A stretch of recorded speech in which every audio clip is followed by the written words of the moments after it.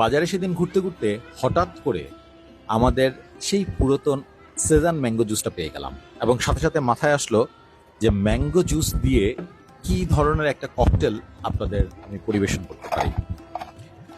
So একটা গ্লাসে পরিমাণ মতো বরফ আপনারা ঢেলে নেবেন, আপনাদের প্রয়োজন মতো বরফ নেবেন, এবং সেখানে আরসি লেমন, লিমু অথবা যে কোনো লেমনেড আপনারা প্রায় হাফ গ্লাসের উপরে, মানে হাফ গ্লাসের বেশি পরিমাণ লেমনেড ঢেলে নেবেন।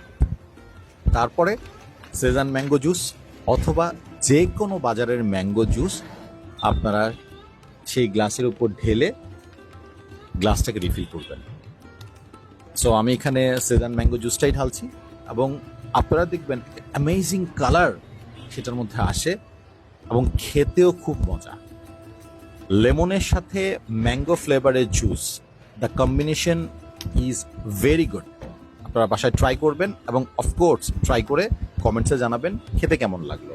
ধন্যবাদ।